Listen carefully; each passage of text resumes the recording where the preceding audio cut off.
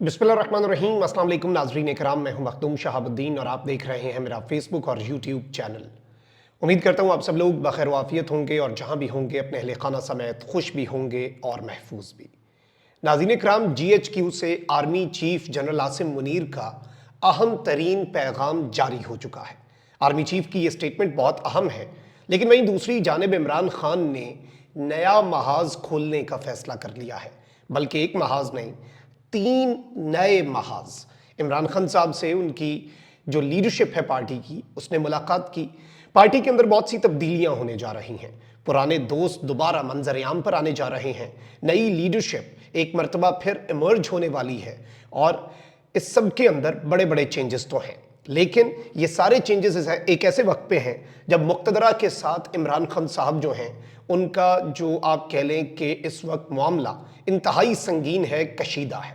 अब जो 3 नए महाज जो हैं इमरान खान साहब ने खोलने का फैसला किया है, ये महाज पाकिस्तान की आला तरीन अदालत तक जाएंगे। और वहीं दूसरी जानिब 6 के बाद मजीद जजेस ने भी लंका ढा दी है। 9 मई का दिन पिछले साल भी बहुत हैपनिंग था और आज भी बहुत हैपनिंग है। पिछले साल सिचुएशन अनक्लियर थी, इस साल चीज़ें मजीद क्लियर हो चुकी हैं। लेकिन 6 जजेस के बाद अब कौन जो हैं वो इस वक्त सामने आ चुके हैं, ये सारी की सारी चीज़ें जो है आपके सामने रखनी है। अगर अभी तक आपने इस वीडियो को लाइक नहीं किया, लाइक ज़रूर कर दीजिएगा, क्योंकि हमारे चैनल्स को रिपोर्ट किया जाता है। कुछ लोगों को हमारा तर्ज सहाफ़त पसंद नहीं है, जाहिर बात है, नहीं होना भी नहीं चाहिए, हक बात किसे अच्छी लगती है, तो वो हमारे चैनल्स रिपोर्ट करते हैं। यह असर ज़ाहिर इस तरह से होगा कि आप इस वीडियो को लाइक कर दें और ज़्यादा से ज़्यादा इस वीडियो के नीचे कमेंट्स करें। ज़रा खबरों पर आ जाते हैं। सबसे पहले तो मैं आपको ये बताऊं कि शेर अफजल मरवत साहब का जो मामला है, क्योंकि आज उमर अयूब जो हैं उन्होंने ये स्टेटमेंट दी कि इमरान खान साहब ने शेर अफजल मरवत को निकालने का कह दिया है और जारी बात है उन्हें कोर कमेटी से और सियासी कमेटी से निकाल दिया गया है। तो शेर अफजल मरवत ने एक स्टेटमेंट इस पर दी है, जवाब दिया है, वो आपके सामने रखना ज़रूरी है, क्योंकि उमर अयूब साहब का मौक़िफ़ भी हमने आपके सामने रखा। गुज़श्ता रात मैंने सियासी कमेटी के इजलास के दौरान सियासी कमेटी और कोर कमेटी से इस्तीफ़ा देने का ऐलान किया। आज उमर अयूब ने मुझे हटाने के लिए खान साहब की हिदायत का ऐलान किया। कल शाम से ही यही फैसला मीडिया पर नशर किया जा रहा था। इसका मतलब यह है कि फैसले पहले से किए गए थे और इसे मीडिया के साथ शेयर किया गया था और आज इसके पीछे खान साहब का नाम लिया गया। मैं किसी बयान पर यकीन नहीं करूंगा जब तक खान साहब खुद मुझे या बैरिस्टर गौहर साहब के जरिए नहीं पहुंचाते। मैं आराम कर रहा हूं और तभी बात करूंगा जब खान साहब मेरी बात सुनेंगे और इसके बाद मसाइल पर फैसला करेंगे। मीडिया से गुजारिश है कि उस वक्त तक मेरे जवाब का इंतजार करें, ताहम मैं खान साहब के तमाम तर फैसलों पर कायम रहूंगा। अच्छा, मैं आपको ये बता दूं कि खबर यही है, अब मुझे नहीं पता कि क्या मामलात हैं अंदर खाते, लेकिन ज़ुबैर अली खान हमारे दोस्त हैं, वो PTI के कुछ अंदरूनी मामलात पर नज़र रखते हैं। उन्होंने ये दावा किया है कि इमरान खान ने आज अडियाला जेल में सियासी रहनुमाओं से मुलाकात के दौरान कहा कि शेर अफजल मरवत के साथ पार्टी रहनुमा मुकम्मल तौर पर लाताल्लुकी का ऐलान करें। जो रहनुमा पार्टी डिसिप्लिन की खिलाफ वर्जी करते हुए शेर अफजल मरवत की हिमायत करेंगे, उनके खिलाफ भी कार्रवाई होगी। Now this is also very important. अच्छा, वहीं दूसरी जानिब खबर यह भी है कि इमरान खान ने अपनी पुरानी टीम मैदान में उतारने का फैसला कर लिया है। जल्द एक और अहम वकील रहनुमा जो हैं वो भी ओहदे से फारिग हो सकते हैं और इसमें टेन्योर जो है वो यूं लग रहा है एक टेन्योर अपने एंड के करीब पहुंच चुकी है।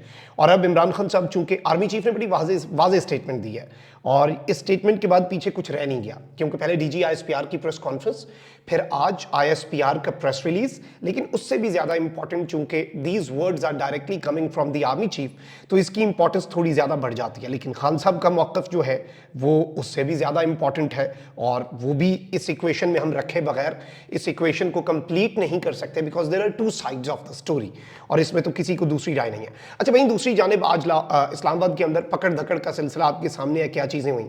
कराची कंपनी में बैरिस्टर गौहर और शुएब शाहीन की क़यादत में PTI रैली को पुलिस की तरफ से रोकने की कोशिश की गई।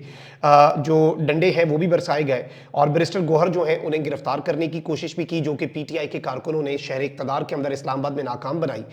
ये भी इत्तलात हैं कि बैरिस्टर गौहर को बहुत ज़्यादा धक्के लगाए गए। बैरिस्टर गौहर के हवाले से ये बताया गया है कि जो इंसदाद दहशतगर्दी का स्क्वाड है, यानी पाकिस्तान की इस वक्त वो सबसे बड़ी सियासी जमात, सबसे ज़्यादा वोट लेने वाली और वाहिद विफाक की अलामत जमात जो है पाकिस्तान तहरीक इंसाफ के चेयरमैन हैं। तो मिस्टर गौर को अगर इंसदाद दहशतगर्दी एंटी टेररिस्ट स्क्वाड जो है वो गिरफ्तार करने की कोशिश करता है, तो ये चीज़ें किस तरफ को जाएंगी, क्या मतलब है इनका, वो आप मुझसे बेहतर समझते हैं। अब जरा मैं आपको तहरीक इंसाफ का भी मौक़िफ़ दूंगा और इसके साथ ही साथ इमरान खान साहब ने जो एक नया महाज खोला है, फिर जजेस वाला मामला मेरे जहन से ना निकल जाए, वो भी आपके सामने रखना ज़रूरी है। पहले आर्मी चीफ पर आ जाते हैं। पाक फौज के शोबा ताल्लुकात आमा SPR के मुताबिक army chief general Asim Munir ने लाहौर गैरिजन का दौरा किया और यादगार शहदा पर फूल चढ़ाए। आर्मी चीफ ने मादरे वतन के लिए जाने कुर्बान करने वाले शहदा को खिराज अकीदत पेश किया। SPR के मुताबिक आर्मी चीफ को फॉर्मेशन की ऑपरेशनल तैयारियों पर भी ब्रीफिंग दी गई। आर्मी चीफ ने कोर हेडक्वार्टर्स में गैरिजन ऑफिसर से खिताब करते हुए अफसरान और जवानों को कौम के लिए खिदमात पेश करने और पेशा वराना महारत पर सराहा। अब जो इंपॉर्टेंट चीज़ें हैं उन पर आ जाते हैं, जो जाहिर बात है हम अंडरलाइन या हाईलाइट करके रखते हैं और उसके मुख्तलिफ तर्जुमे होना शुरू हो चुके हैं। आर्मी चीफ का कहना था कि दुश्मन कुव्वतें और उनके सरपरस्त झूठ, जाली खबरों और प्रोपेगेंडे से डिजिटल टेररिज्म कर रहे हैं। मुसल्लह अफवाज और पाकिस्तानी अवाम के दरमियान तफरीक पैदा करने की कोशिश की जा रही है। कौम की हिमायत से इन तमाम कुव्वतों के अज़ाइम को नाकाम बनाया जाएगा। पाक फौज कार सिपाही और अफसर अपने फ़राइज़ और जिम्मेदारियों को अव्वलियत देता है। आर्मी चीफ ने कहा कि पाक फौज कार सिपाही और अफसर रोजाना की बुनियाद पर कुर्बानियां दे रहा है। बिलाशुबा 9 मई पाकिस्तान की तारीख में स्याह दिन रहेगा। इस दिन शरपसंदों ने शहदा की यादगारों की दानिस्ता बेहुरमती की। उस दिन शरपसंदों ने रियासत और कौमी इत्तेहाद की अलामतों पर हमला किया। पुरतशद्दुद और मजमूम कार्रवाइयों से पाकिस्तान दुश्मनों को रियासत और कौम का मजाक उड़ाने का मौका दिया गया। अब वही साजिशी अनासर ढिटाई से बयानियां तोड़ मरोड़ कर रियासत को मुलव्वस करने की कोशिश कर रहे हैं। यानी वही साजिशी अनासर अब ढिटाई से बयानियां बनाने की और प्रोपेगेंडा करने की कोशिश कर रहे हैं। यह कहना है आर्मी चीफ का। उनका कहना था कि तारीख का स्याह बाब रकम करने वालों से कोई समझौता हो सकता है ना डील, यानी कि कोई समझौता नहीं, कोई डील नहीं। लोग मुजरिमाना अनासर के मजमून सियासी मकासद नहीं समझ सके। उन्हें मनसूबा साजों ने अपनी ख्वाहिशात का ईंधन बनाया। इन वरगलाए हुए अफराद को सुप्रीम कोर्ट की हिदायत पर पहले से शक का फायदा दिया जा चुका है। आर्मी चीफ ने क्या कहा कि इन वरगलाए हुए अफराद को सुप्रीम कोर्ट की हिदायत पर पहले से शक का फायदा दिया जा चुका है। आर्मी चीफ का कहना था कि इस घिनौने मंसूबे के असल रहनुमा खुद को मासूम जाहिर करते हैं। उन्हें अब अपने जराइम का हिसाब देना पड़ेगा, खुसूसन जब उनके मुलव्वस होने के वाज़ेह सबूत हैं। शहदा और उनके अहले खाना या इदारे की बेहुरमती करने की किसी को इजाज़त नहीं दी जाएगी। 9 मई के मनसूबा साजों, सहूलतकारों, मुजरिमों को मुल्की कानून के मुताबिक इंसाफ के कटहरे में लाया जाएगा। जनरल आसिम मुनीर ने कहा कि आए रोज़ की जाने वाली इश्ताल अंगेजियों का जवाब ना देने को कमजोरी और हमारे सब्र को लामहदूद ना समझा जाए। यानी हमारा सब्र अनलिमिटेड नहीं है, पेशेंस ये महदूद है, ये ख़त्म हो सकता है। अब ये एक बड़ी अहम तरीन चीज़ है और आप अंदाज़ा कर लें कि इस स्टेटमेंट का क्या मतलब है। बहुत वाज़े और रहनुमा का भी जिक्र कर दिया। अब इस सब के अंदर पाकिस्तान तहरीक इंसाफ जो है उसके तर्जुमान ने भी आज स्टेटमेंट दी है जो ऑफिशियल है कि दस्तूर, कानून और जमहूरियत की लाशें बिछाने वाले 1 साल बाद भी 9 मई के फॉल्स फ्लैग ऑपरेशन की ओट में अपने मकरू चेहरे छुपाने के लिए हाथ पांव मार रहे हैं।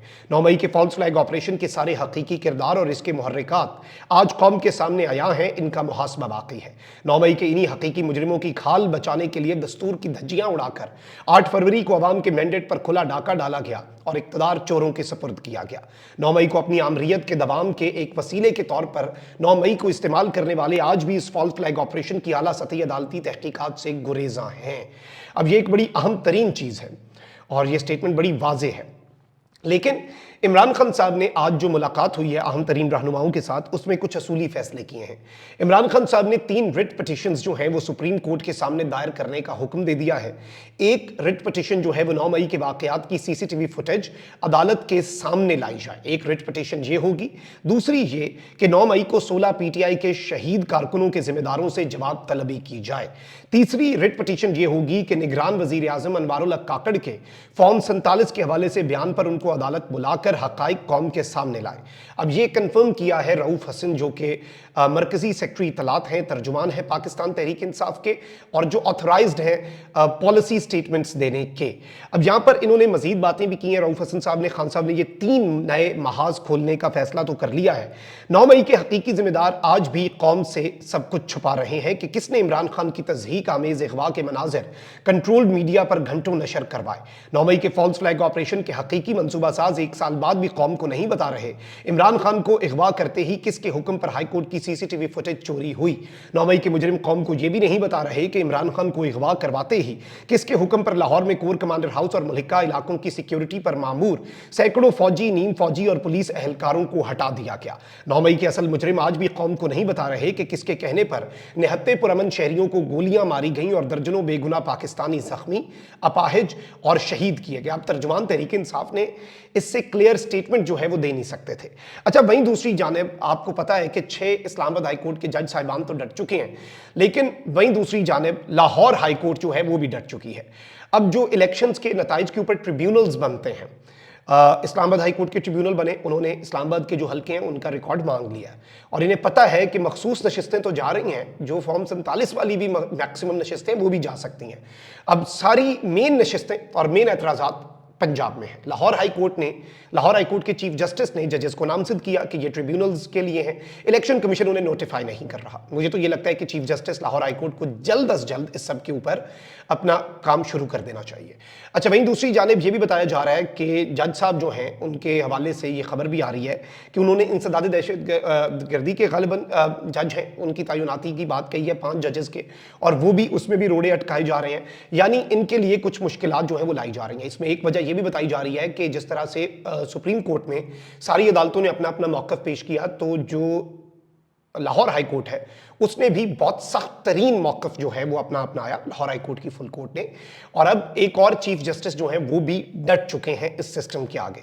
अब देखना यह है कि जिस तरह से इस्लामाबाद हाई कोर्ट ने कंटेम्प्ट प्रोसीडिंग्स शुरू की हैं, क्या इलेक्शन कमीशन और इन तमाम तर मामलात के ऊपर, और इसमें हमारे दोस्त हैं सिद्दीक जान, उन्होंने एक क्लेम किया है और उनका क्लेम यह है कि इसमें जो लेटेस्ट एहतजाज है वकला के, उन्हें भी चीफ जस्टिस को प्रेशराइज करने के लिए बेसिकली एक टूल के तौर पे यूज़ किया जा रहा है। अब इसमें सवाल यह है कि अगर तो ये होता तो फिर पंजाब पुलिस इसमें कम से कम सहूलतकारी उनकी करती, तो वो वकला के ऊपर ये लाठीचार्ज ना करती। ये एक सवाल ज़रूर बीच में रेज होता है, तो इसे तो हम उस हिसाब से खुद एनालाइज कर लेंगे। लेकिन जाहिर बात है कि ये चीज़ बड़ी वाज़ेह है कि मज़ीद जजेस जो हैं वो भी डट जाने को ही अब बेहतर समझ रहे हैं, और जो बारिश का पहला खतरा था वो मूसलाधार बारिश में कन्वर्ट होने वाला है। अपना बहुत ख्याल रखें। लानिगमान, पाकिस्तान जिंदाबाद।